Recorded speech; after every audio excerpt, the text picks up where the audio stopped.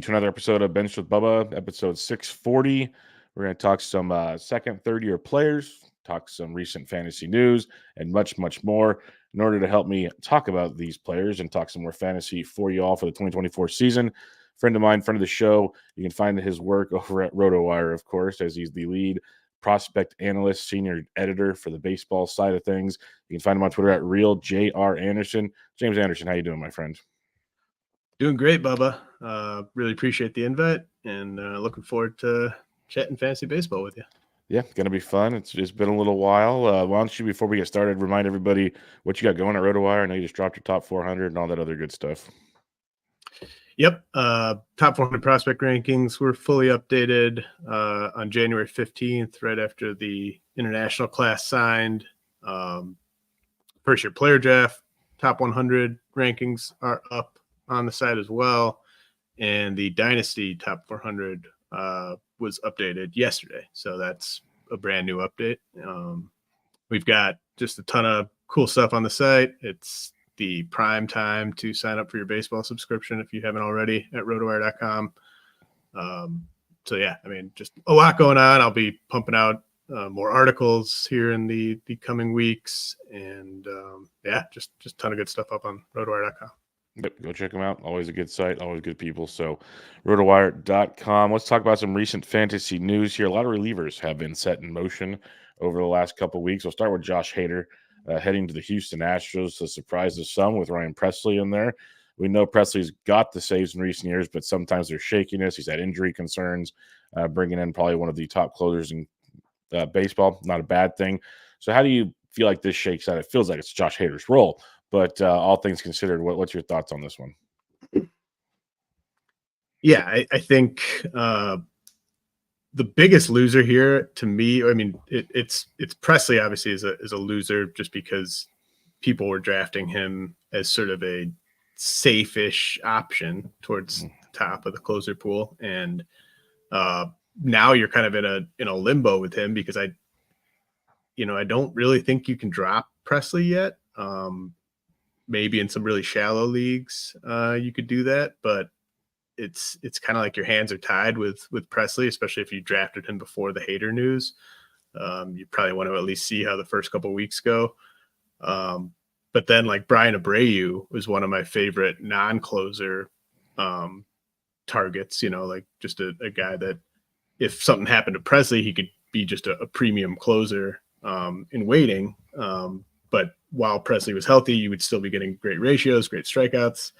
And now Abreu is clearly third. So like he's just much less appealing because even if something happened to Hader or Presley, you would assume the other one would get the saves and not Abreu. So, he's a big loser here in the short term and the long term. I know a lot of people in Dynasty Leagues were probably holding Abreu as the guy that would step in once Presley moved on. And it does look like it's going to be Hader there. So, yeah, I mean, it's just a tough break if you drafted Presley as your first closer.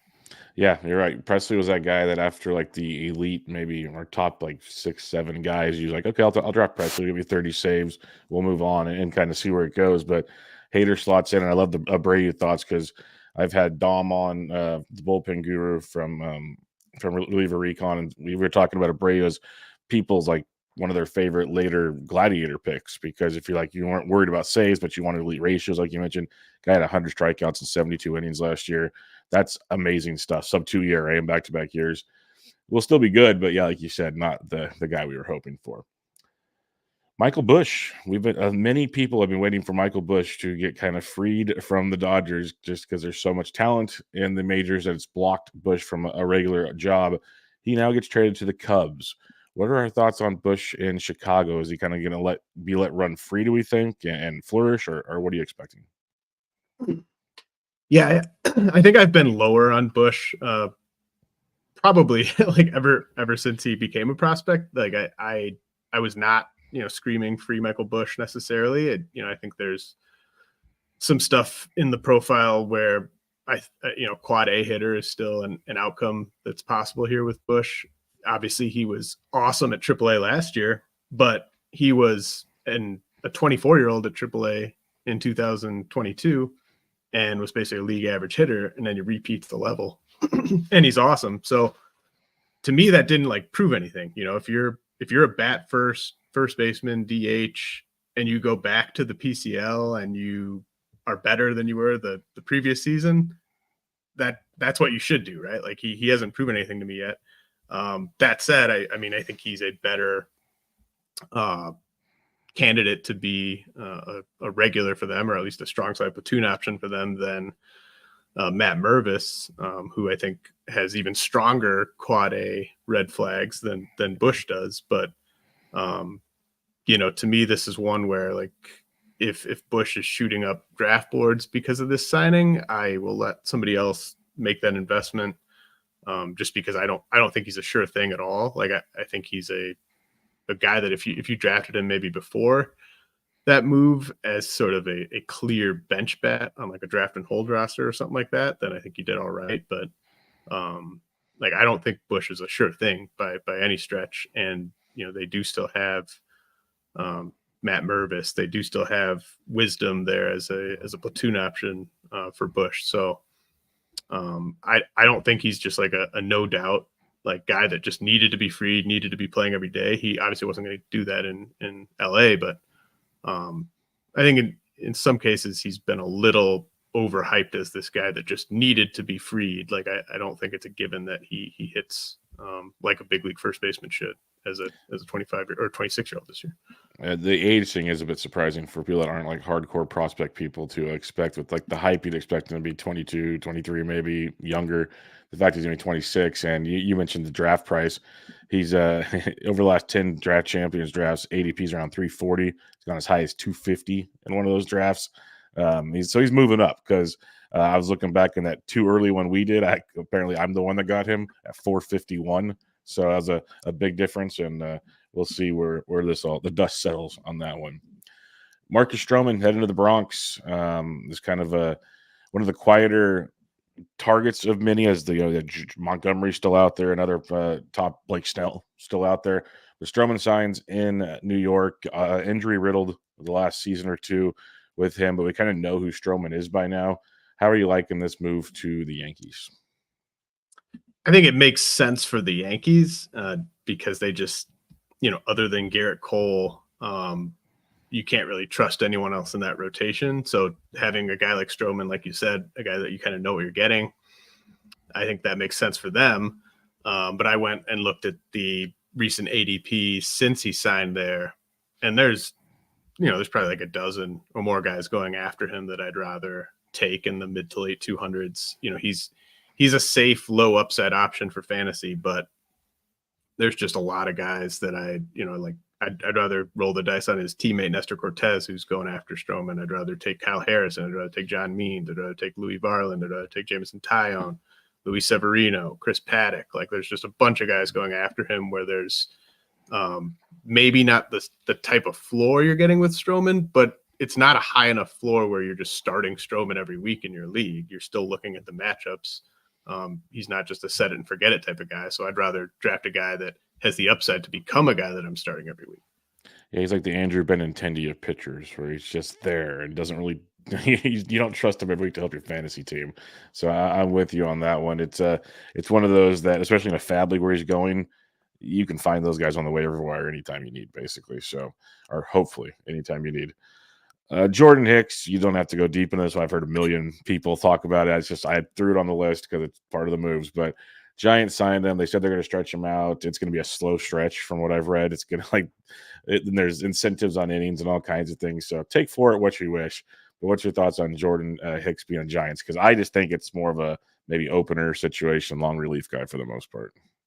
Yeah, I thought he was an interesting closer spec option before he signed because I thought, there were probably a half dozen teams he could have signed with and been the best reliever in the bullpen.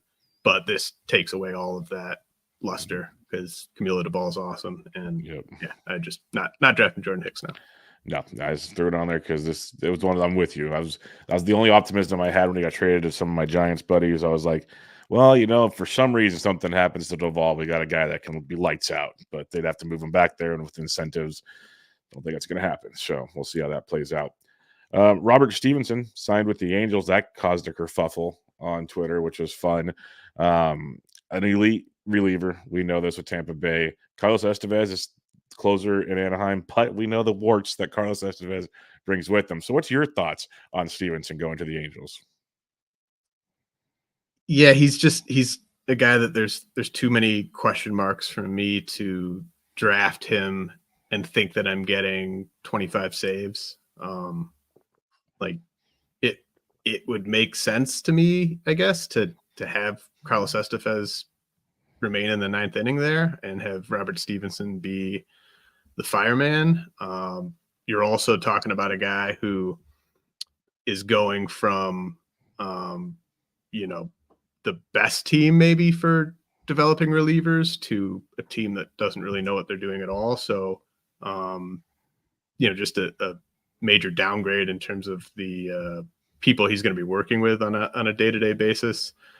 So I just, he's going to have pretty good relievers, I would think, or pretty good ratios. But I just don't think you can say with any confidence he's going to be the closer there. And, when I'm taking relievers in the top 300, I'm looking for saves above all else. And I don't think you can rely on him for that. Yeah, because he's, like you said, he's getting pushed. I know Curlin's tweeted it. He's on as high as 240 in the last 10 drafts. It's really getting pushed up there. Curlin's been in 2 DCs since the trades or the signings happened, and he tweeted out where he's going, and he's climbing quickly. People are on the Stevenson trains. Like you said, with so much uncertainty, that could work out really well, but also could burn you in a massive way. Talking about burning you in a massive way, Joey Gallo signed with the Washington Nationals, and we all know he can hit the ball a country mile, and we also know that he can provide the biggest wind tunnel in Washington now. So what's your thoughts on Joey Gallo? Like, literally, he's ADP's past 700 last time I checked. Yeah, I mean, unless you're playing in a strikeouts count league. OBP league, there's something there if you're just in an OBP league, because he will probably get to 25 homers. But I wouldn't roster him if I thought he was going to hit 220, let alone 180. Exactly. I'm with you. It's I'm one of those Nationals, I guess. It's a cheap, we need someone to play a position role, but that's about the only thing that worked for. This one's fun, though. This one's kind of in your backyard there. Rhys Hoskins. I've always been a gigantic Rhys fan. He's a Northern California guy, so that's always a perk too. But to me, he's just like a consistent guy where I think there's maybe more upside than we've actually seen. But at worst, you just look at his player page. It's like 245, 25 to 30 home runs. Like, this is what Rhys Hoskins does. And now he's a member of the Brewers. So what's your thoughts on this one? Yeah, basically the best landing spot you could have realistically hoped for if you drafted him as a free agent. And I regret not having him. Like, he was one of those guys where he was someone I was considering as a free agent because I've always liked him as well. And I think you're right. Like, he hit the 34 homers back in 2018, and then he hit 30 in 2022. I think he could get back up over 30 if he can stay healthy with the Brewers. And obviously he's going to hit right in the middle of that lineup. They really don't have another guy on the team with his track record as a run producer. So I think it's a great fit for the team, great fit for Hoskins. Where's he been going lately or since then? Yeah, over the last 10 drafts, 207, his high is 183. So that's kind of, he's getting pushed up, which makes sense because if you start talking like 180s, that's going around you got Isak Paredes. I think he's better than Isak, honestly. So I'd be biased there, but I could see him getting pushed up a little bit more. So yeah. I'm like looking at the recent. I mean, like Encarnacion Strand's going at like 152. Vinny Pasquantino like 165. I think Hoskins should be going with those guys at least. 100%. So I'm thinking around 150-ish, 145, 150 seems like a sweet spot for Hoskins right about now. A couple more here. James Paxton. This is one where I kind of brushed it off at first, and maybe for good reason. But his ADP, he's gone as high as 329 over the last 10 drafts. And he went and signed with the Dodgers, or it seems like it's a done deal to sign with the Dodgers. And we know how good he was at times last year, and then he kind of floundered out. Injury concerns always surround Paxton, but this is a Dodgers team that they made Ryan Yarbrough look fantasy viable last season in his role. They do you think this is a fantasy viable spot for Paxton, or is it more just because of the concerns it's somebody else's problem to play with? Well, I was definitely annoyed by this signing. Like I'm a never Paxton type of guy. Like I really don't think I've ever rostered James Paxton. And so I'm just annoyed that the people that drafted him got the Dodgers landing spot.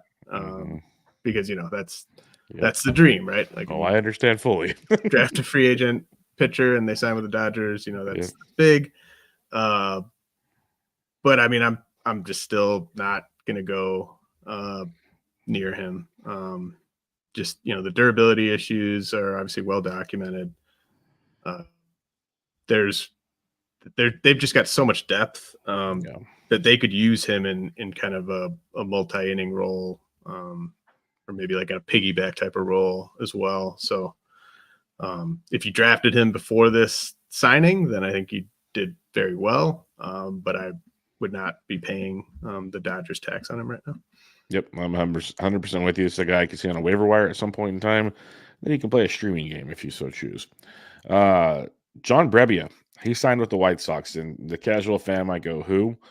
I get it, but if you're a deeper, fantasy person like we are, Brebbia was a pretty darn good reliever. Like, he was very, very serviceable with the Giants. Not Brian Abreu, not Robert Stevenson, but the strikeouts were there.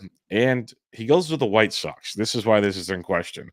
Gregory Santos is technically the closer, so we think, and he had his issues as well. Do you think Brebbia has a chance? Is he worth maybe a late round option as a potential saves guy throughout, at least in drafts like a DC? Would this be a guy that you'd be interested in? Yeah, absolutely. I mean, you certainly have seen him more than I have, but I don't trust anyone in that bullpen currently. I don't know how much I trust Brebbia necessarily, but I think it's not that hard to construct an argument that he's the best reliever in that bullpen. And it just kind of depends what your philosophy or strategy is with saves. If you're kind of going for late closers, I think he's a great candidate to go after. I tend to be more like I just like to get two guys that I trust more than a Brebbia. But I think in DCs, like, even if it's Santos's job at the beginning of the season, if Brebbia stays healthy, there should at least be like stretches of the season where he's the de facto closer in that bullpen. The big problem, I hate rostering closers on teams that are as bad as I expect the White Sox to be, because you just get into this cycle during the season where you bench them and they get 2 saves, and then you plug them into your lineup, and then they go like 3 weeks without getting a save. So it's just, I don't like that frustration necessarily, especially if I'm relying on the guy to get me saves. But if he's like your 4th reliever or something like that, I think it's great. Yeah, no, it's a great point. Is these bad teams where the joke is, well, if they only win 60 games and only 20 of them are savable, like, what are we doing here, wasting our time on them? And that's where you're trying to figure out when those 20 hits is always a disaster. I will say with Brebbia, over the last 10 DCs, he's been drafted in 4 of them. I'm guessing most of those came since the move. He's gone as high as 442. That's might be even too rich for my blood. But like, Steamer has him for 12 saves. ATC has not updated that yet. So we'll kind of see where that all lands on. But I wouldn't be shocked if he ends up with like 8 to 10 saves. Just kind of, but like you said, finding those days to start, or weeks to start them, could be a gigantic hassle. Speaking of another team with maybe a changing of the guard in the back of the bullpen, or somebody that put some pressure on someone, the Rangers signed David Robertson, veteran reliever. We've seen have really good years as a closer, some murky years as well, but he's got the experience. And you have Jose Leclerc, who came on and got a handful of saves to end the season. But I don't know, Leclerc's never done it for me. He feels more pitch to contact, and there's like, that always concerns me with the reliever. Could be totally wrong.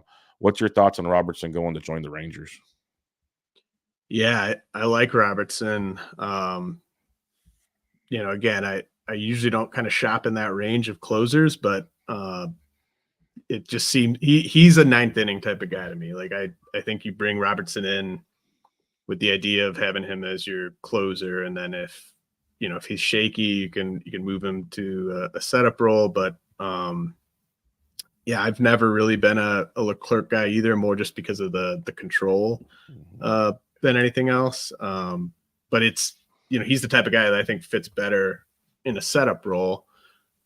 Whether Robertson still has the goods to kind of be a closer for a several month stretch without losing the job, I think that's TBD. But I would bet on Robertson getting the first save for the Rangers. And it's kind of I liked Kirby Yates a little bit as like a long shot there because of my lack of faith in Leclerc. And I think the Robertson signing kind of dampens any hope of Yates emerging. But I mean, if you had Robertson, like he was dirt cheap before this. So like if you had Robertson, I think this is huge. Yeah, last 10 as low as 563, as high as 402. So if you're getting him post 500, that's good. 400 still good, but that's going to obviously continue to climb with this news that just dropped a couple days ago. All right, let's talk about some of these. Like I was going to name them like sophomore seasons, but there's some third-year guys. It's more like young players that finally had that year where you're like, okay, now I'm interested. Like we've seen a little bit. Now you obviously seen or you followed all these guys. You've ranked them throughout your days at top 400s and everything. That's why I really want to hear your opinion, like from what you saw when they're like even younger. Some of these guys are still like 23, which is ridiculous. But and where they are like now, what do you expect the next step? As we've seen a lot of these really talented players in the past take the next step. Some, this is who they are. And that's kind of the question when we're on here on draft day is what are you thinking with them? So I'm just going to start with the one at the top. That is one of the most controversial is not the right word, but you want to talk a hot topic, hot take of the fantasy world right now. That's Elly De La Cruz. We all know everyone was hyped for him to come in last year. We saw the good, we saw the rough. Like the guy can hit it a mile, he can throw it 110 miles an hour or whatever. He runs like crazy, talented as all get up. But there's also holes in that swing, some big time holes in that swing. What's your thoughts on Elly though? Because right now you have to pay his ADP is like 20. So if you want him, you have to pay for Elly De La Cruz. Now, do you think there's even another level, or are you thinking are there concerns for you? Yeah, so he's very complicated because I'm definitely more towards like being high on Elly De La Cruz than just like, you can't draft that guy. Like his hit tools crap. Like I'm not like that on him at all. I think he's a guy that's just worked really hard. Like he's someone I trust what he's doing in the off season. Like I think he's going to be better this year than he was as a rookie. And I think the big area where he's going to be better is in the power department. He only hit 13 homers in 98 games, worst ground ball rate of his professional career in the big leagues. It spiked by 11% from AAA to the big leagues. Elly De La Cruz could hit 30 bombs easy this year. Like that wouldn't surprise me. But it comes down to a roster construction issue to me. I just don't take guys in the first or second round who aren't going to really help my batting average. Like I think that's the area of the draft where you have to be building that batting average base.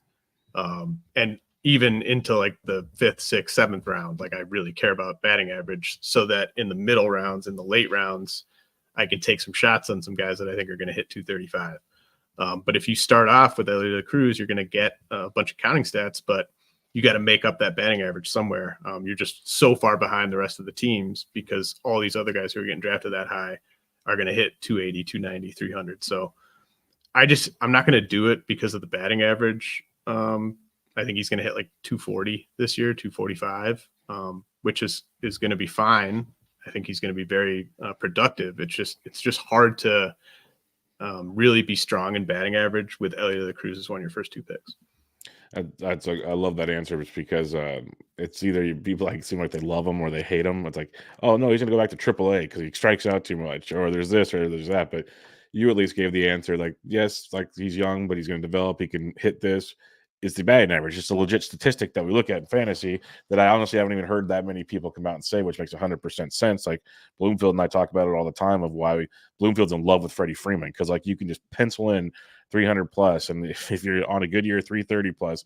Like there's a ton of those guys at the top of the draft, like you're saying, that are huge in like 280. They're almost all 280 plus, almost all. Yeah, which Yep. it's like you said with Elly down there at 240, 245, that is a gigantic gap.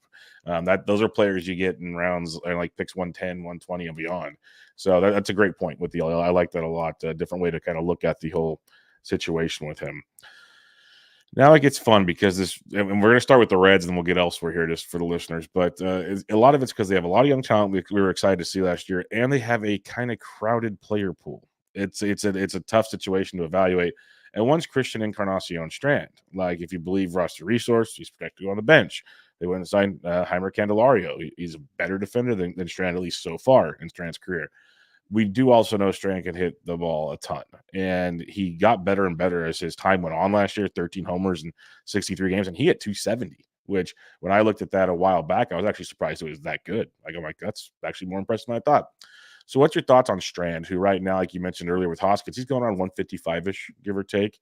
Are you in on that? Or are you concerned about the playing time with him? So the two guys that I think are going to really miss out from a playing time standpoint on the Reds are Jake Fraley and Jonathan India. I just think it's going to be premium lefty bat off the bench for Fraley, premium righty bat off the bench for India, and those guys will spell the other guys from time to time.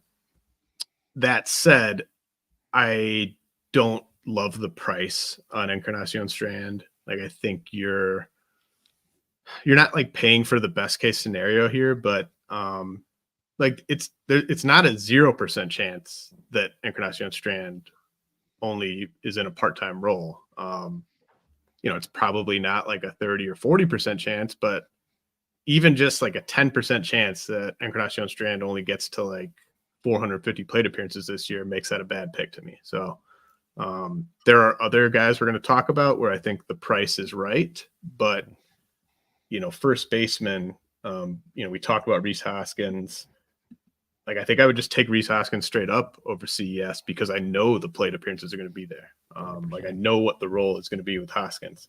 I love Tristan Casas. I love Josh Naylor. I like Spencer Torkelson. I'd rather take those guys a couple rounds earlier and just kind of lock that production in than go chasing Encarnacion Strand's power. He does have the type of skill set to kind of make that look like a great pick. He could hit 40 homers this year. But it's just, there's enough, just a sliver of uncertainty there that I'm just going to be looking somewhere else. Yeah, no, I wrote about it when Candelario got signed. I put a little article out, and it was just it basically knocked Strand off my board. I just wasn't going to deal with it, like you said. At that, I'll take those risks later in the draft because that's where they lie to me. Not at that point. If the Reds prove me wrong, so be it. But I'll stay with. And I love Candelario because so do I. He's a really good hitter, and this is a park that it's a perfect park for him because he's the type of guy where it's a lot of doubles power, and in that park, he could set career highs across the board. They didn't pay him that money to sit on the bench, so I love Candelario at his cost. Yeah, we're on the same page. The biggest thing for me is like you said, they paid him money. The Reds don't spend money. That just spoke volumes to me. And he already set a career high in home runs last year. So let's see what he can do in Great American. I'm very interested in that. Matt McLain. This is he kind of got overshadowed from some other massive ads early in the season, but this was one of the best, if not the best, free agent prospect ad this past year. The power, the speed, he basically 5-categoried it for the most part.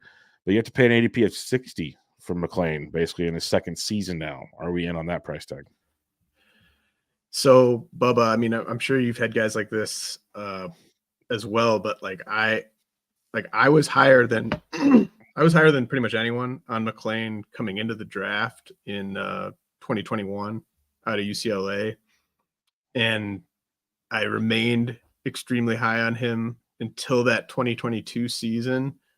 I just really did not see that strikeout bump coming at AA, and then I kind of got off of him, and I really regret doing that. I should have stayed the course a bit more with McLain, and I've come back around. Obviously, he was extremely impressive in that debut, but it's a little much to me, the price on him. I get it. I love the dual eligibility. I love the park. Always looking for guys that are gonna do a ton to help in all four of the counting stat categories, which he should do. It's maybe like a round too high for me. But maybe I'm just kind of missing it on him. Like I missed it on him last year, but yeah, I haven't really thought about him at his ADP. Yeah, I have 0 shares as well. I'm with you on that one. I'm also I have a weak spot potentially for these young players, and should I believe situations. It's one reason why I love doing this show with you on this one, but I just kind of need to see it twice now. Given Great American will make a lot of those fears go away, but kind of wait and see at that ADP. And also when I'm in drafts, there I'm probably getting a pitcher or something else that I need at that point in the draft, and it makes it tough to take him there. I mean, honestly, I think like Andres Jimenez is going to have the exact same season as Matt McClain, and he's going like 4 rounds later. I have a problem with the Guardians hitters right now. I like way too many of them at their price tags. I've got between the NFBC underdog. I've got way too many Guardian shares right now. It's like how I was with the Brewers last year and it worked out okay, but we'll see how the Guardians go this year. And more confidence in the Brewers. Noelvi Marte, another red, the last red. Or no, I have one more red to talk about here. But Marte is the only other player on the NFBC to go number 1 overall in a draft this year, if you didn't see that one. So he's got that going for him. But ADP's around 173 right now. There's a lot to like about Marte. It feels like I was happy when he got called up, especially late in Fab season, not much more affordable. But 3 homers, 6 steals in 35 games, hits for average. So what are our thoughts on Marte? Another reason why Strand's kind of in trouble because Candelario will play first and Marte at third most likely. Yeah, I like the cost on Marte, and I honestly don't see that big of a gap between him and Matt McClain, just in terms of the counting stats I expect from them. The biggest difference is Matt McClain's going to hit higher in the lineup than Marte. But if you just told me like one of them was going to hit 5th and one was going to hit 6th, like I think the production would be very, very similar.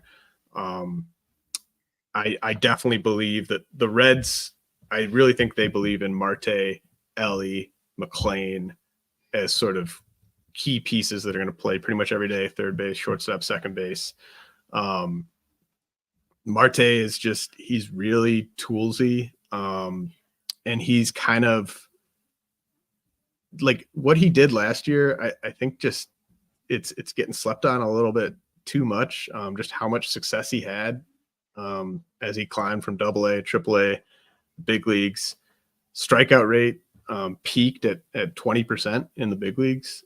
And this is a 21-year-old that started the year at AA. And he's a guy that could steal 20 bases. He could hit 25 homers. I mean, I think at his peak, I think Noelvi Marte is a guy that could go 30-20. And that's just great at shortstop. And obviously you love the park. He could hit his way into a higher spot in that lineup too.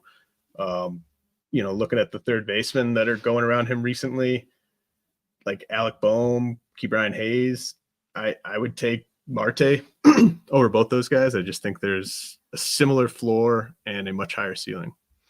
Yeah, I'm with you there. I was honestly surprised Marte's ADP is that low, I guess. Is all things considered. It was kind of there's always a handful of those guys we see every year where it's like, what am I missing where I'm looking at this? And his was always one that if you miss on third base or whatever, it's definitely one to maybe push up a round or two to make sure you get third base covered. But he's one of those that I'd be comfortable doing that with. Spencer Steer, like the Swiss Army knife for the Cincinnati Reds, played all over the place. He's projected to start in left field this year. His ADP is 126, as high as 111. I will say the caveat is a DC ADP. He's first base, third base, outfield. That will help that ADP a ton. Now, he'll probably still have a good price tag come, Fab days. But what's your thoughts on Spencer Steer? Because he kind of just was like the unheralded guy. He played 156 games. He hit 23 homers, 15 steals, 271. Like he put together a great fantasy season. He just kind of seems under the radar because of all these other amazing prospects that got called up. So should we be believing in Steer is what I'm trying to figure out. I think so. I think so. Like of all these Reds guys, he was the guy that I had on the most teams last year. The eligibility is just fantastic. It's such a bummer that he didn't get 4 more games at second base because then he would really have the he would kind of have the nuts in terms of position eligibility, and then I think you'd see him be going even higher. Probably.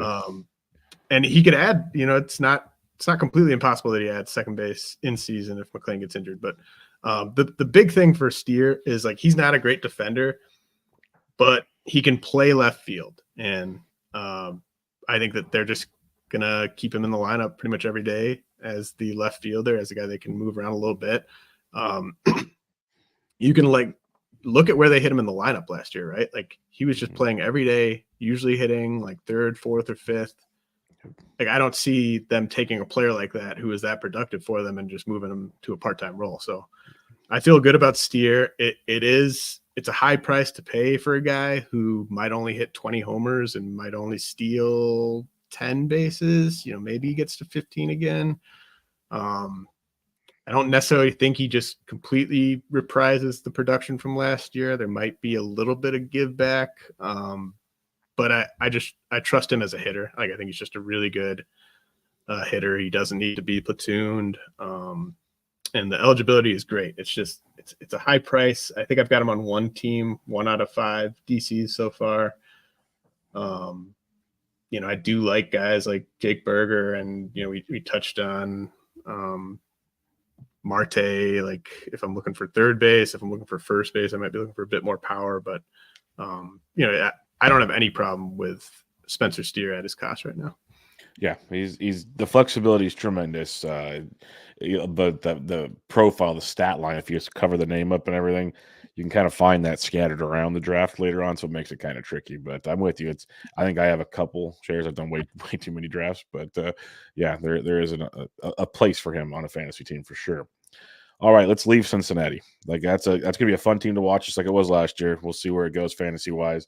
Let's go to Baltimore real quick. Gunnar Henderson, rookie of the year, slow start, became more aggressive at the plate, ended up with 28 home runs, 10 steals, 255, 100 runs even, which is great. What are we thinking? Age 23 season, second full season in baseball. Is there another level to Mr. Gunnar Henderson?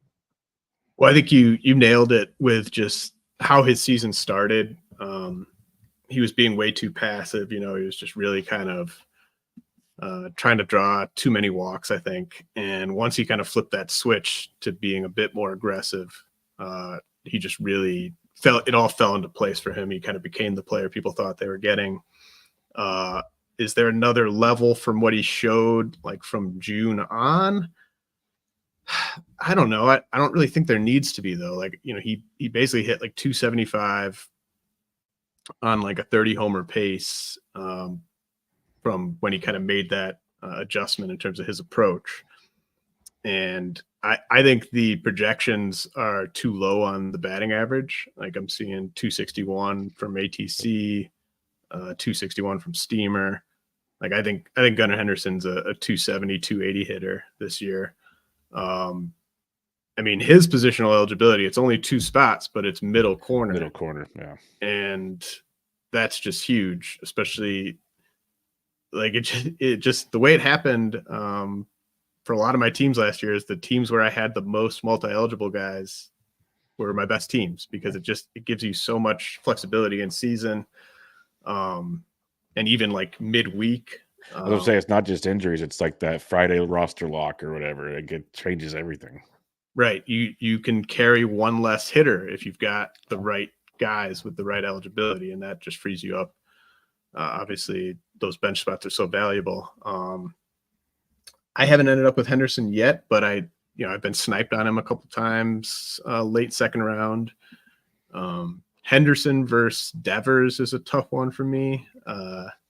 I happily took Devers in one spot where I got sniped on Henderson, but the more I've looked at Devers, I might even take him just straight up over Henderson. But I really like Henderson. I think the dual eligibility is great. The 5 category production is great.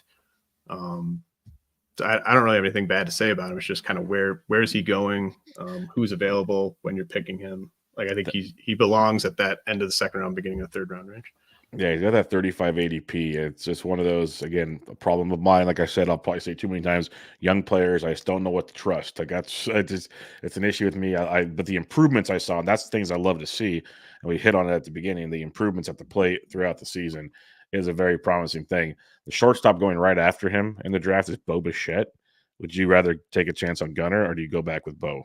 Oh, Gunnar 10 times out of 10. Yeah, cool. Just want to go there. Bubba, man, talk about how. That's why if we would have done the same show a year or two ago, Bo would probably be on the top of that list. And look, where it's crazy watching some of these young guys kind of take a step back. Um, CJ Abrams going 2 picks after Gunnar Henderson, and we talked about Gunner's changes throughout the season. CJ had a few too. He had a monster July, which was great. Still an overall great season. Ran wild, 47 stolen bases, but had the 18 home runs. Hit 245. I was excited about Abrams last year because he didn't cost a ton, and it was in my theory, it's the first full year for a young player. Padres kind of like held him back. Nats had nothing to lose to let the kid play.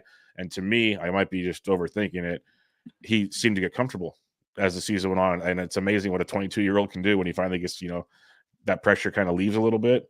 Could be wrong. What's your thoughts on CJ Abrams now after that first season, especially the way he finished it, kind of really getting going overall wise and heading into 2024? Yeah, I don't mind Abrams at all. I feel like he's been kind of similarly divisive to Elly, but in this case, I'm in at the cost. I think, third round, even like late third round in some cases. I think that's a fine time to take a guy who, I think he's going to hit like 255 this year, in the 250 to 260 range. That's not going to kill you. That's basically like a league average batting average. And the stolen bases are just massive. And I think the key with Abrams is you can't look at last year as like, oh, do we think he can repeat that? Like, he could repeat that. He could also do a whole nother level to that. He only hit 245. He had the 279 BABIP. Let's say he hits 255. Like, I could see him hitting 20 to 23 homers this year. It's a great park. Like, we know he's going to play every single day. We know he's going to hit top 3 in the lineup every single day. He kind of unlocked a base stealing pace that, maybe he just does that over the whole season instead of half the season. But like, if he's healthy, he's going to get you 40 steals. Maybe he gets you 50 steals. I don't think we've seen CJ Abrams' best season yet. And I don't think you have to pay, late third round for a guy that could go 20-40. I don't mind it. Yeah, I was telling someone, I can't remember if it was on the Nats preview I did or something, that it's similar to what you said. I don't think we've seen the best of CJ because still so young. Like, we talk about these players developing, he could get bigger still. Like, there's a lot of things that CJ could do where basically he's doing what we wanted Jazz Chisholm to do because he plays a full season. Jazz has more power, I'd say, but as a whole, you know what I'm saying. Like, this is what we wanted from Jazz, especially if he gets to like 25 home runs. This is what we wanted forever. And I agree. I think I said I would not be shocked if this conversation next year we're having a end of the first round potential discussion of CJ Abrams, and I would not like least shocking conversation out there. So I think there's a lot to like about this kid. Tarik.Skubal. Now, we talked about some kind of, controversial, maybe might be the wrong word, hitters. Skubal's the pitcher version of this because when he came back last year, it was nasty, elite. The question a lot of people have, 80 innings pitched. What do we expect in 2024? Because you have to pay for him. It's an ADP of 49 right now. He's not cheap for a guy that might have a limited inning situation. So how are you approaching Tarik.Skubal? Because the Tigers want this to be their guy for the future. So you don't know if they're going to overuse him, basically. Yeah, I mean, I fully buy Skubal's skills and what he showed last year. He looks a little out of shape. I'd like him to just maybe spend a little bit more time with like the cardio and stuff like that. But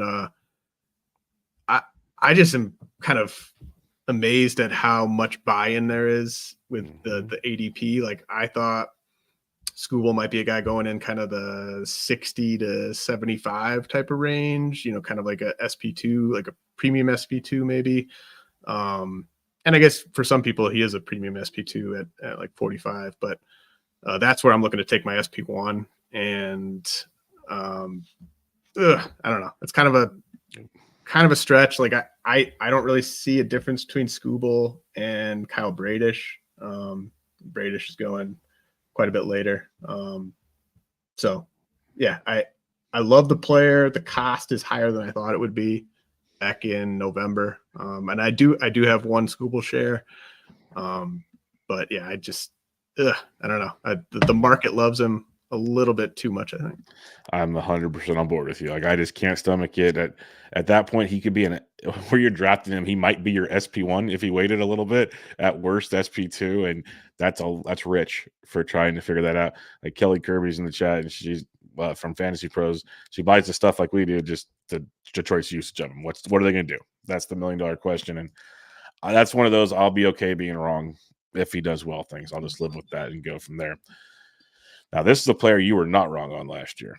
You've always seems like you've been pretty high on Royce Lewis, and you mentioned it, I think, on one of my shows and other shows of yours that this is the guy. If he comes up fab-wise, Royce is the dude you want. And when healthy, great. Seemed like a grand slam every other game. It was just amazing with Royce Lewis. But right now, you got to pay an ADP of 56. If healthy, like we just talked about CJ Abrams being a first-round guy, Royce is up in the first, second-round discussion. Health is obviously the concern. Are you in at an ADP of 56? Yeah, I am. With him, I think you really have to look at percentage exposure. Like I'm not going to end up with 60% CJ or 60% Royce Lewis exposure. If I can get to like 30% Royce Lewis at that cost, I'll be fine with that. I think he's a superstar, and it's just a question of how many games he plays. There was like at the very beginning of draft season, he was going like early third round, which I was not about at all. But now that he's going in the 50s, I think it's a really nice pick. He's so good. He does it all. It's just a question of the injuries, and one fully healthy season of Royce Lewis, and he'll be going at the end of the first round. Yep, 100%. He's a athletically talented specimen that's just really good at baseball. And I'm with you. The early price stunk, and literally a draft I did last week, I think I took him in the 5th round. I was like, okay, I can do this. I can stomach this, especially at a third base position where things get a little weird. And in DC, just maybe back him up quicker, go get Marte and or something, and you're good. So definitely an option in that kind of deal. Nolan Jones, this was a fun one. 106 games last year, 2020. Never really ran in the minors, but again, he's still super, like, to me, young. He's going to be 26, not as young as the other guys, but finally got his first cup of coffee at full time. He's going to be in the middle of that Rockies lineup. You have to pay an ADP of 57. There's been some that still love Nolan Jones, some giving a lot of pushback on Nolan Jones. Where do you stand on the Nolan Jones front? Yeah, I'm more in the middle. It was a lot of fun having him last year. Yep. That was a blast. I think the Guardians would probably like to have that deal back. They'd probably seem to like have outfield issues from time to time. They basically gave away Nolan Jones and Will Benson. I mean, gave away is maybe a little strong on Nolan Jones. You're not far off. But they've been looking for outfielders forever, and they had Will Benson and Nolan Jones, and they were just like, no, we're gonna go with Will Brennan and Miles Straw. Oh man! so tough hearing internal that out loud. Oh man! Yeah. Tough internal evaluations there from the Guardians. I think they fell too much into this like hit tool obsession thing, but just it's got to be an above average to plus hit tool, and you shouldn't put everyone in a box like that, but it's just kind of like, would you rather have Nolan Jones than? He's going right next to Randy. He's going, like, if you're just talking outfielders, because we just talked about him last night on their outfield show, and there's just this pool of where it came down to, like, if he's the last of like the three, awesome. That's what it came down to for me. Honestly, like I like Josh Lowe almost as much, if not just as much. And so, I haven't drafted Jones yet. don't think it's a bad price. Like I think he's totally fine there. Yeah, but yeah, that's what it was. It was Randy, Lowe, and Jones, all pretty much going in that same ballpark. All got that 2020 kind of appeal, and it's kind of like which one do you trust theory. And I think we went. It was Randy. Randy for sure was at the yeah, top for us, and then it was. I think it was Jones then Lowe, but it was well, like you said, it's really close. I mean, I'm looking at the last 7 DCs, Mhm. and Jones is going like 2 rounds ahead of Lowe. So That's not a bad discount at that yeah. point.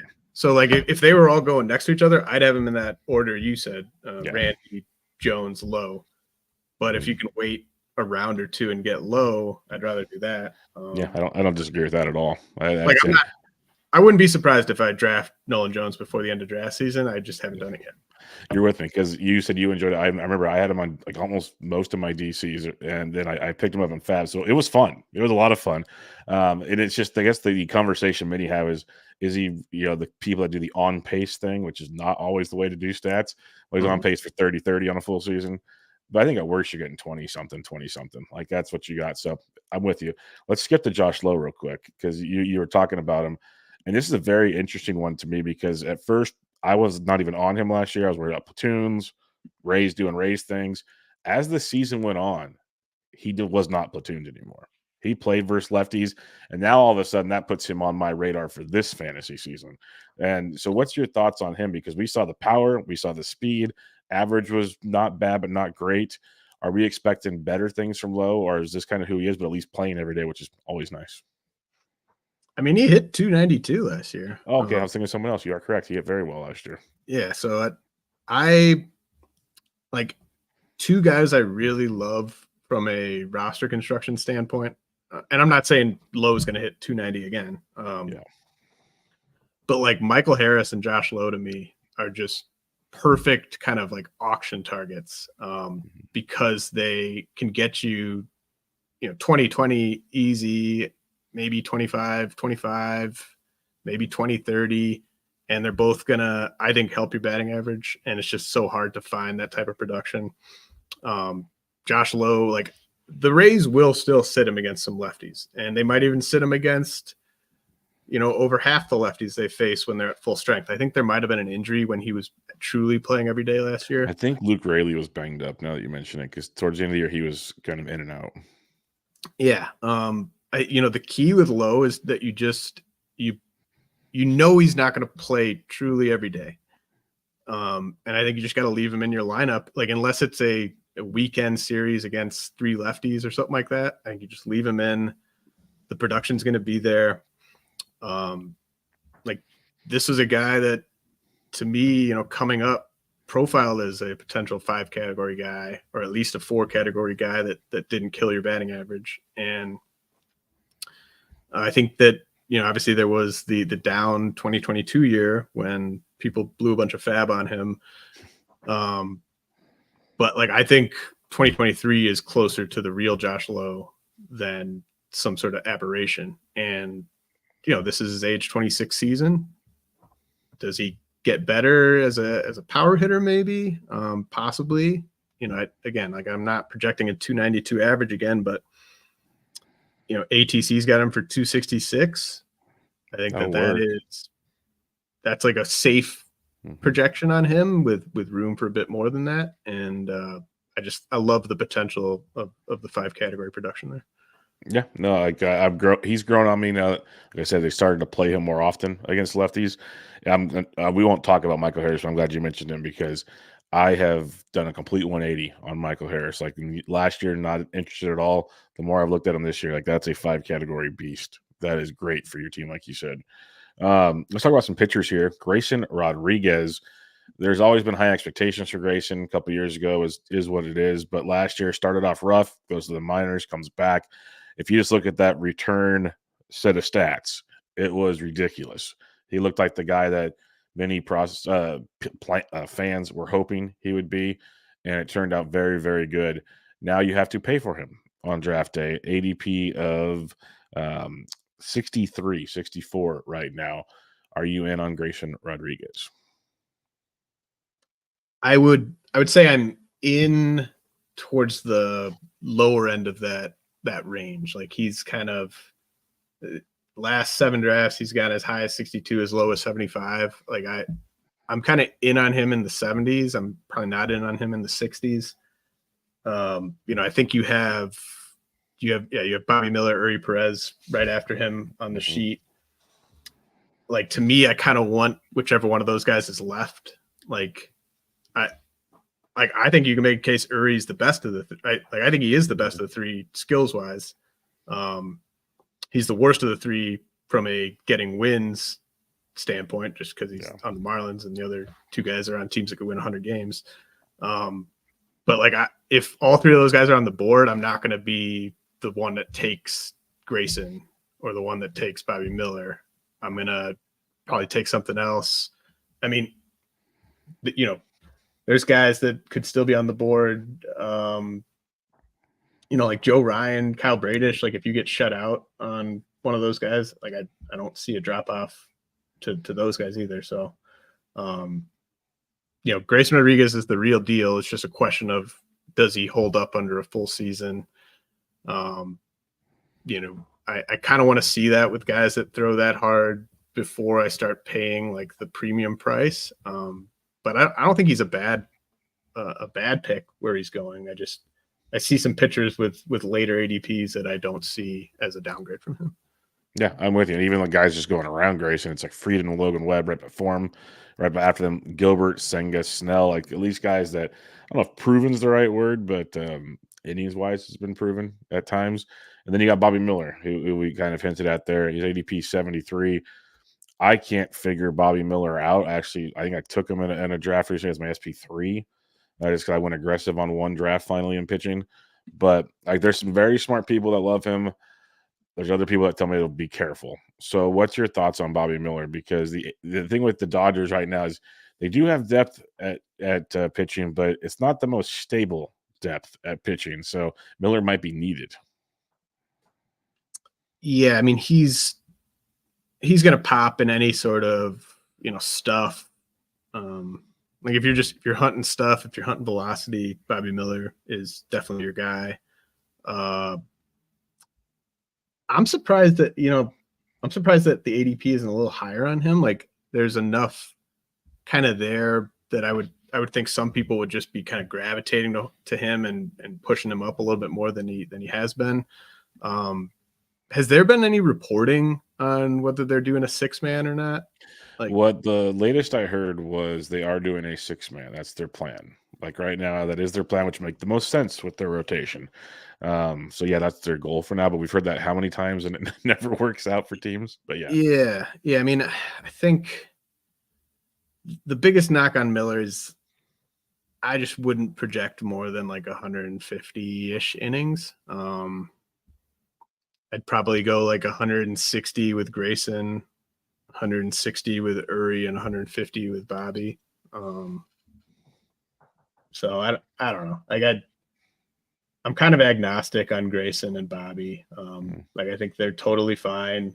Like when I'm on the clock in a draft, I'm probably still going to gravitate towards guys I've seen do it over a full season. Like again, like Kyle Bradish is going after all these guys. Joe Ryan's going after all these guys. Like I trust those guys fully, and I think they've got great team context as well. Wouldn't surprise me at all if Bobby Miller is like SP3 next year. Like, and same thing with Grayson. Like both those guys could be in that inner circle of SP1s. But I like seeing it over a full season before I start treating them like that. I'm with you. It's usually my MO. That's why I said I finally took a Miller, not like more the diversification if he does pop thing. That's the only reason why I ended up doing it. I probably wouldn't do it in a fab league. Let's put it that way. But you mentioned Perez, so we'll just go past him because I think we're all on the same page on Uri here. O'Neal Cruz. He's technically not a sophomore because I think he's been around for a bit, but hasn't really played, so might be a rookie still. So I'm just kidding. But he's supposed to be healthy, they say. Are we even buying into this at ADP 91? Because I don't know.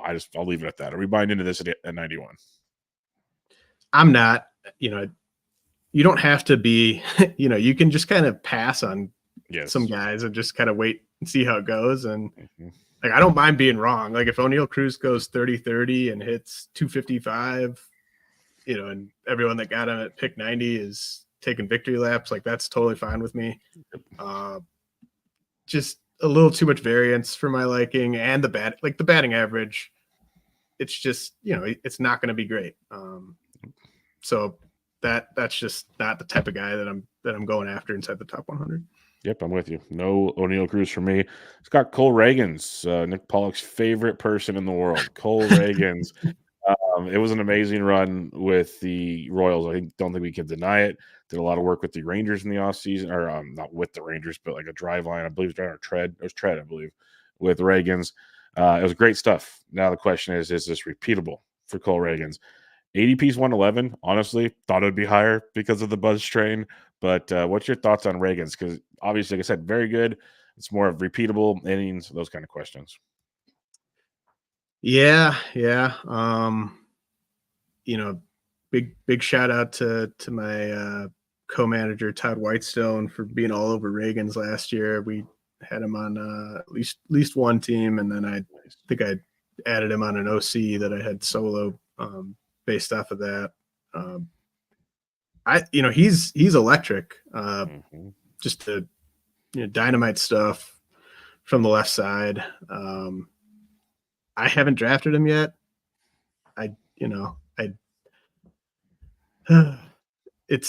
It seemed like a little too good to be true.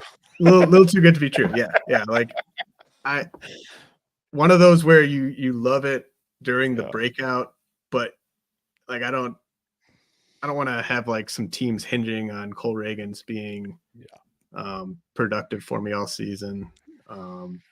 But I don't mind it. I think it's a fair price. It's just I haven't gotten there yet.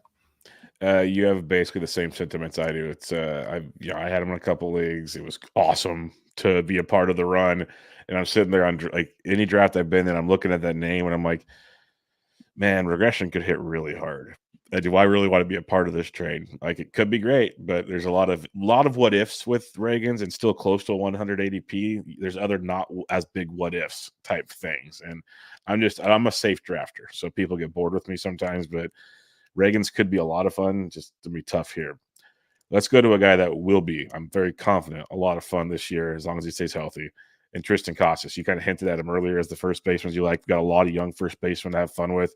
Triston Casas, we saw big things come out of 24 homers, 263 the second half, big numbers.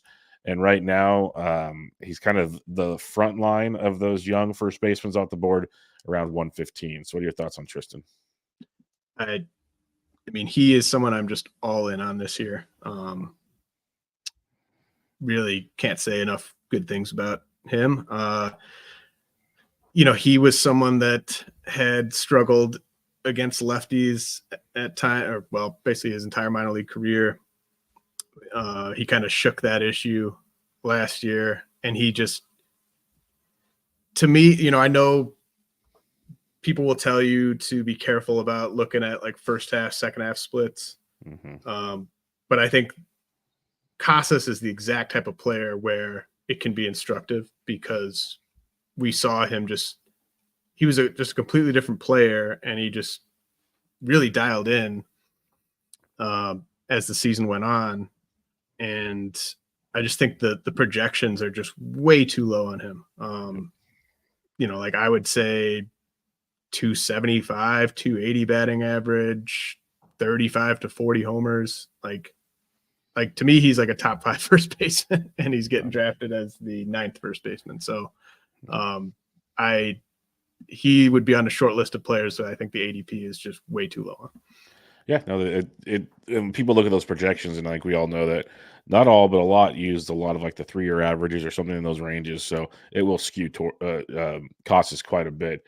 And the second half adjustments, and you mentioned that, and that's a great conversation piece as well. Like, should we use them or not? With the young players, I love to use them because it shows me that they matured, they grew. Like it wasn't a 1 week or 2 week; it was a full half of baseball. Like that was big in my mind, and we'll see where that goes. And that leads into Spencer Torkelson. The development continued, and one thing I always said with Torque, because I was aggressive on the Fab Wire kind of a couple weeks before he really blew up, just playing DFS, you kind of saw there's something there. It's coming. Like he'd have a couple really good games, it was like the power was legit. And I kept telling people, this was a number one pick for a reason, guys. Not all number one picks work. I get it. But the guy had elite hit tools in the minor leagues power wise. And so I'm interested in this. And he burst onto the scenes with all kinds of power in Detroit, where people said it's not possible. He had 31 homers, did hit 233, so that's a bummer. But ADP of 125, like I know Costas is, I'm with you on Costas over Torque, but what's your thoughts on Torkelson? Yeah, I mean, I buy the projections on Torque. I think he's going. I think he's probably a slight value where he's going. Maybe not a screaming value because of the batting average. The issue is that the guy that's going right next to him in drafts is the guy that I'm taking over him in Josh Naylor. Like, yeah, I love Josh Naylor. I think he's 5 category or like 4.5 category, 4 category. But like, I'll go for the guy with the 280 batting average and slightly fewer homers over Torque there. But like if I'm trying to get Naylor and someone takes him ahead of me and Torque's sitting there, I'll take Torque. Gotcha. That's fair. Yeah, no. Yeah, we can't draft together if you're on Naylor and Jimenez and all these guys. This is not going to work for me, James. Not at all right now. Naylor's been Team Bubba for a couple years, and his ADP keeps climbing. It's not fun. Let's talk Jordan Walker. This is a guy I have no clue what to do with. There's some very smart people that loved the finish to the season, loved what they saw. People even before last year obviously had the big home runs in F Florida, whatever they call it. That didn't sound right, but you know what I meant. But what's your thoughts on Jordan Walker? Because he's going around 123 right now, and people are pretty high on him. Yeah, I'm not in on him. I understand. So I think I would be in on Jordan Walker if he was just playing at a position that he should be playing. Third base. I don't like drafting guys that are playing the outfield who shouldn't be in the outfield, especially when they're 6'6". And I think he added muscle this offseason, which is just not the direction I would want him to go. I'd want him to just be as lean as possible. Like he should be a first baseman. Like he's basically got the same body as like Derek Lee. Like he should not be running around in the outfield. I'm worried he's going to get injured. I'm worried he's going to take his defensive struggles to the plate with him. I think the Cardinals have really done him a disservice with the way they've kind of organized this roster to the point where he has to play right field. Maybe he just makes a bunch of strides and proves me wrong, but I love the talent. He hits the ball really hard. He's a good athlete for his size. He's so young, he's still 21. He turns 22 in May. So he's got a lot going for him, but kind of in that O'Neal Cruz bin of like it's okay to just pass on a guy, even if he's very talented. Just not a guy I'm building around. Yep. No, I'm 100% with you on that one. I'm not there. Another guy I'm not there on is Anthony Volpe. 2020 is great. We've talked about a bunch of guys so far that can do that. 21-24 last year, but it came with a 209 batting average. And that just doesn't do it for me. Obviously, I don't think he's that bad, but at an ADP of 133, he's got to be a lot better for me. So what's your thoughts on Volpe? Yeah, this is not the year. I think next year I might be in on Volpe. I think he's still a year away from kind of getting to where he needs to be as a pure hitter. I don't want to take, I'm not that desperate for stolen bases that I'm going to take a guy that might hit like 230 where he's going. So, give me Dansby Swanson all day over Volpe. Give me, I don't think Ezekiel Tovar's line's going to be much different from Volpe's this year, and he's going That's fair. 3 rounds later. So fair. Well, yeah, Tovar doesn't get any love, it seems like. So that's a fun one. Zach Geloff of the A's. I know I'm very biased, so I'll keep quiet and I'll let you tell me how wrong I am right now. But 267 average, 14-14 in 69 games last year. Showed power and speed in the minors as well. There is swing and miss. Very aware of that. 138 ADP. So do you like Geloff? Am I an idiot? You can say idiot to me. It's fine. What are your thoughts on Zach Geloff? No, I don't think you're an idiot at all. That's for you, Bloomfield. I think the main knock on Geloff is just the terrible lineup. Ballpark lineup. Yeah, ballpark. Ballpark might be good actually if they end up in the Vegas AAA stadium. Right. Yeah, it's more the lineup than the park to me. Yeah. Like I just, he could get under 80 runs, under 80 RBI. Yep. But you look at the guys he's going around. Thairo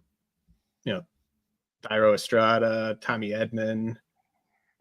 I think he's just a slightly better version of those guys, with maybe a bit more room to kind of provide surplus value than those guys. So I don't mind it at all, especially if you're, he kind of just checks off that middle infielder with power and speed that we're always looking for in that range. Like we're all looking for it. He's one of them.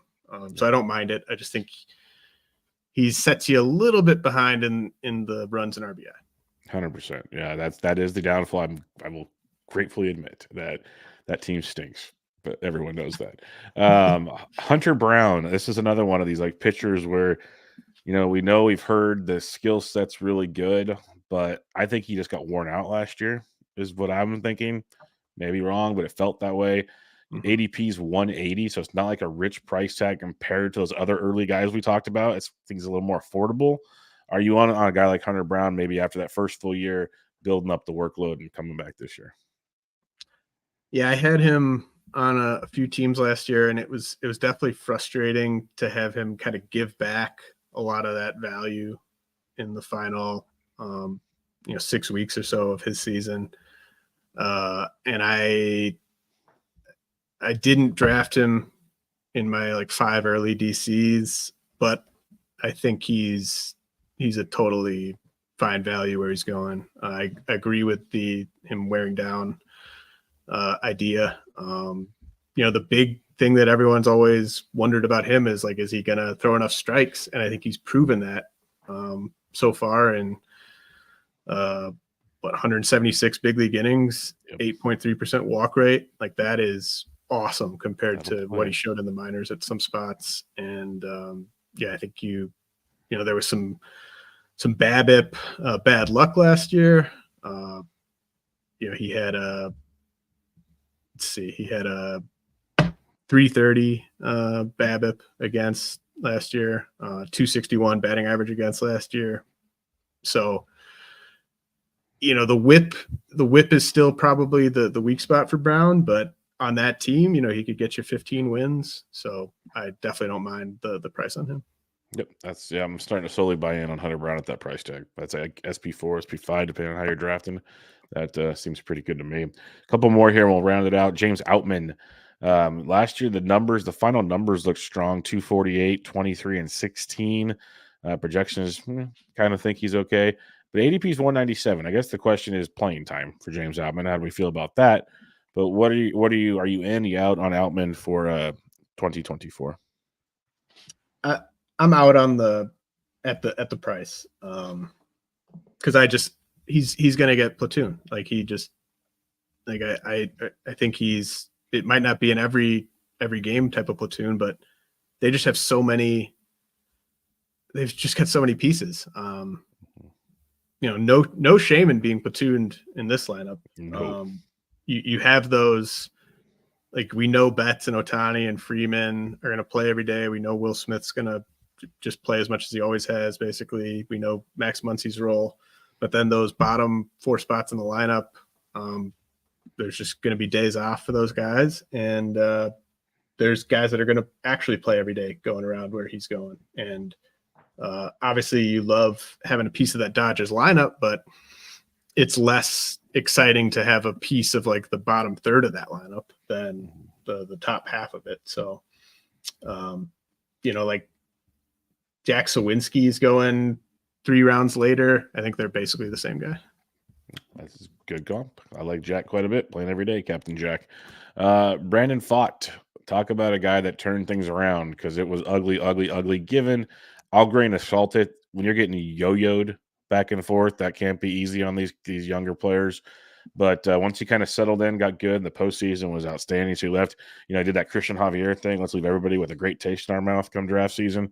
And right now you have to pay an ADP of 213 for Brandon Pfaadt. Are we in on this one? Because between the minors and the bigs, he threw 156 innings. So stretched out isn't the problem with Brandon Pfaadt. But overall production, who knows? What's your thoughts? Yeah, I'm all in at that cost. It's a big bummer that, to me, it's a big bummer that he had that postseason run, because he would have just been such an obvious buy, and he would have been going like around pick 300. So we kind of get that taken away from us a little bit, but I still think he's a great value there. He was at one point, I think he was my number one pitching prospect before coming off the list, in part because of that workload. And he showed that in 2022 as well. This is a guy that's just fully stretched out. He has been for a couple of years. The slider is a monster pitch. I like the team context. I like throwing to Gabriel Moreno. Just, looking at the pitchers that go around him, like I like him significantly more than most of those guys. Yeah, no, I'm with you. You and the Welsh were always big on the Pfaadt train. Every time he came back, like, trust it, it's there. And I'm with you because you saw enough improvements to end the second half that would have been great. We're good. I'm in. But then the postseason just took it to a whole nother level. Last player I'm going to mention here is Christopher Sanchez, another young pitcher. He's pitching for the Phillies, obviously. ADP's at 243. We saw some good with Sanchez. Ratios are good. Strikeouts not bad. I imagine the ratios won't be that good, but as a around 240, 250 ADP guy, is Sanchez the guy that interests you at all? Yeah, another great Todd Whitestone ad for a couple of our teams last season. He was just so dynamite down the stretch last year. I'm more of a believer than a doubter, and this is a guy that he might have been. I want to check if I ever ranked him on my top 400. But basically, he's someone that I was never in on. And I think the key with pitchers, especially, unproven pitchers, is I'm more willing to buy in if you show me something impressive over a 6-8 start sample than with hitters. With hitters, you could be super unlucky or super lucky over a 2-month stretch. I think with pitchers, when they're showing you legitimate skills, like with Sanchez's changeup, with his ability to generate ground balls, not expecting him to repeat that 4% walk rate, but obviously good command. I believe what he showed us last year. He's not a guy that you're going to want to start every single week, but I like the price. There's enough kind of doubt, I think, out there in the market that the price is going to stay pretty solid with him. Yep. Well, that'll make Bloomfield happy to hear. That's his number one late round. I want to go get him, guy. So perfect. We made it through the whole list. Not sure we were going to get there, but we got one listener question before we head on out of here. John H. asks, James, any thoughts on playing time projections for CES and Westberg? Westberg is a guy that didn't make the list, but what are your thoughts on playing time for those two? Well, yeah, we kind of hit on CES. Yeah. Just kind of, I expect him to play most days. It's not a 100% lock. He plays most days. I love Westberg. I think he's going to play a ton. I think no projection system is saying he's an everyday player, but I think he's closer to an everyday player than a part-time player. Just a really good athlete, really good defender, can play all over. He's got that great middle corner eligibility.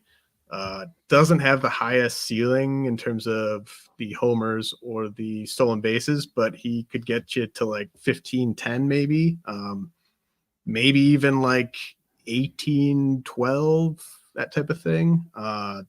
The fact he's right-handed hurts because of the park, but he's just such a good real-life baseball player and a guy that they can move all over the place. And with the eligibility, with the fact that he will run a little bit, I really like Westberg this year. Yeah, I'm slowly getting there. I don't think I have very much of him, maybe one share. I guess my only concern is, and we're not going to go into this obviously, but I know they have other options that they can be bringing up in the infield per se sooner than later. So how that all squeezes out, there's definitely room for others to come and Westburg to succeed. But I'm just curious how that all plays out with Baltimore.